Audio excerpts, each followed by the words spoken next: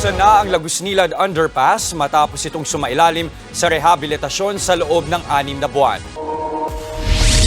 Maliwanag na sa Lagusnilad Underpass. Tinadtad ito ng pailaw sa mismong kalsada pati sa gilid kaya walang problema kahit gabi na. Wala na ring lubak kaya iwas aksidente. Sabi nga ng ilan, lubak nila no more.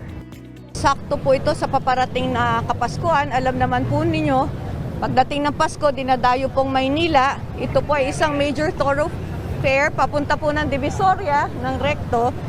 Kaya malaki pong kaluwagan ito.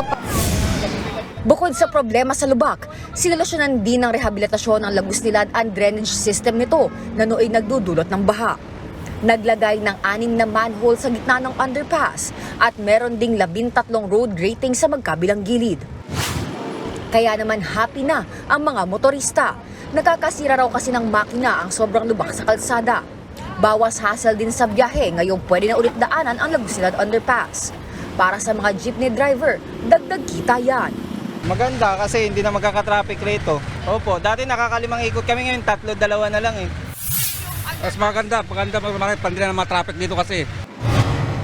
Bukod sa mga driver, malaking ginhawa rin ang Lagusnilad sa mga commuter na halos araw-araw naiipit sa traffic.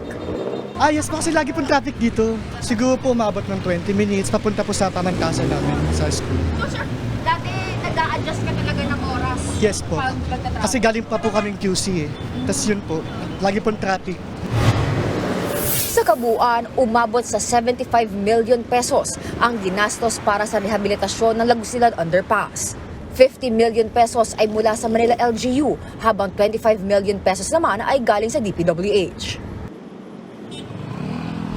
Jessa, ngayon makikita mo sa aking likuran na tuloy-tuloy at magaan yung trapiko dito sa southbound lane, yung mismong daanan papunta sa Lagusnilad Underpass. At ang kagandahan pa, pwede itong daanan ng mga truck at bus. Pero kung akala ng ating mga kababayan, ng ating mga kapatid na ito na yung pinaka-ending ng pagsasaayos ng Lagusnilad Underpass, ay umpisa pa lamang ito dahil ayon sa Manila LGU ay nakalikom sila ng karagdagang pondo para ipagpatuloy yung phase 2 ng pagsasaayos at rehabilitasyon ng Lagusnilad Underpass. Aabot ito sa 100 million pesos yung kanilang nalikom na pera at para raw ito isaayos naman yung pumping system ng underpass. Jess? Nag-uulat mula sa Maynila, maraming salamat, Justine Punsalang. Mga kapatid, Julius Babaw po.